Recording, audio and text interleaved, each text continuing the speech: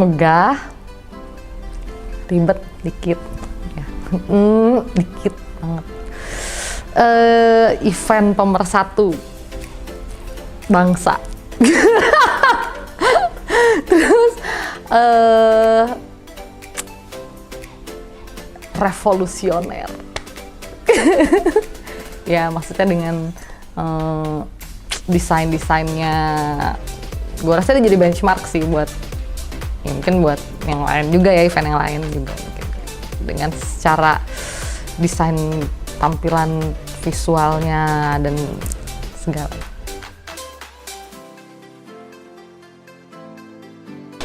Menurut gue Fashare itu event yang kapasitasnya tuh lebih dari apa yang biasa gue jalanin event-event sebelumnya. Itu satu. Terus yang kedua, dari pandangan segi Showcom di event ini yang ada nilai plusnya adalah gue bisa langsung bertektokan dengan contoh ya orang nomor 1 di Jawa Timur atau klien-klien yang sekiranya tuh level jabatannya tuh di sini tuh udah wah tinggi banget, ternyata gini loh gitu ya, karena gue harus tektokan ngobrol mengenai sequence dan mengenai apa ya isi dari skrip yang udah gue buat gitu. Asik, skrip yang udah gue buat.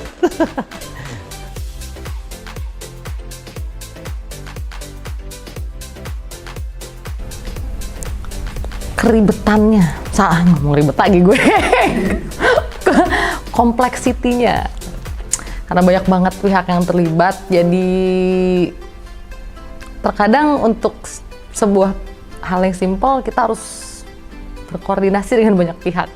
Menurut aku ini menarik, ya karena melatih kesabaran, ya. Jadi sabar sih, alhamdulillah 2 tahun mengerjakan Fashare Jawa, jadi sosok yang lebih sabar. Tantangan terbesar ya, karena event ini event besar, cakupannya besar, jadi mungkin banyak banget perubahan-perubahan di mana yang itu mungkin akan terjadi di last minute. Perubahan itu akan nggak cuma di gue doang nih pastinya, pasti akan ada di konten yang lain, multimedia, WO kayak gitu. Tapi lebih serunya adalah disitulah tim bekerja, bagaimana koordinasinya, bagaimana pentingnya koordinasi, karena setelah itu gue harus ngabarin nih ke tim-tim gue yang lain supaya semuanya berjalan dengan lancar, nanti gitu, nggak ada yang miss.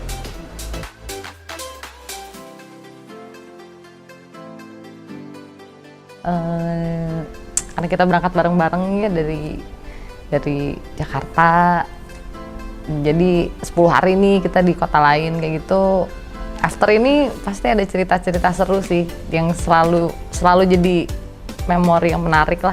Itu hampir jaminan pasti tuh. Itu sih. Apa ya? Semuanya menarik sih ya. Maksud gue menarik ini karena emang bukan eventnya seperti biasanya.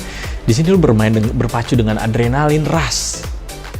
Bener-bener kan, karena kita bertemu dengan orang-orang penting gitu kan.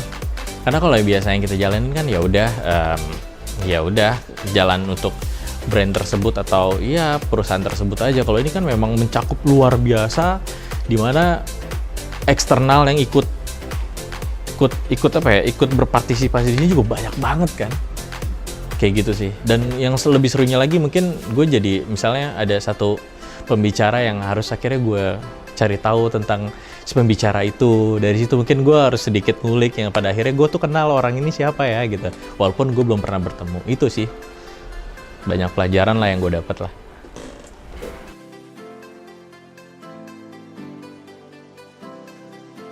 Kesannya Berfaedah. Iya sih pasti, soalnya ini kalau gue bukan jadi part of the team ya, kan gue jadi orang yang misalnya audience kayak gitu. Kalau gue menempatkan diri sebagai si mereka, yang dibahas di sini, yang ditampilkan adalah sesuatu yang gue butuhkan, ya kan. Itu satu. Kemudian emang topik-topiknya juga ya sejujurnya menarik sih, cuman karena mungkin gue bukan pelaku di bidangnya, jadi gue suka ngantuk. Tapi kan gue membayangkan kalau gue jadi penonton, gue merasa butuh, wah gue akan merasa ini sangat berguna sekali. Itu satu. Kedua ya balik lagi ya, karena 2 tahun ini Festiar Jawa 2021 dan 2020 kemarin itu diadakannya virtual. Jadi kesan gue secara ya itu ya, tadi balik lagi secara tampilan tuh menarik lah, modern, revolusioner gitu. Jadi gue selalu menunggu nih tahun ini ada apa lagi nih bedanya dari tahun yang lalu kayak gitu. Ini menjadi suatu agenda rutin tahunan ya di Big Bang, khususnya di gue khususnya di Big Bang, yang setiap tahun pasti kita tunggu-tunggu banget deh event ini deh. Karena ini mensejahterakan bukan untuk diri gue sendiri, keluarga di rumah sampai keluarga besar ikut sejahtera lah untuk event ini lah. Oke, sukses banget ya untuk event ini, setiap tahunnya harus ada.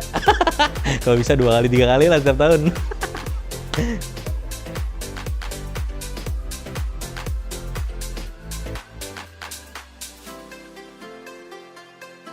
Enak. Enggak lah, gue kalau bilang seneng banget klise, geleh, ngerti geleh nggak?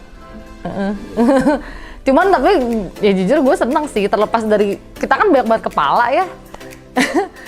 ada susahnya nggak? Ya ada lah, secara banyak kepala, banyak kemauan, banyak kepentingan, yang ini ngomong begini, yang ini susah diatur. Kadang-kadang. Ya, kalau boleh gue persenin 50% enak, 50% sayang. Jadi lebih kayak balance. Saya hidup itu harus balance ya. Jadi kayak kalau saat ini ditanya jam ini banget nih, enak sih. Tapi sayang.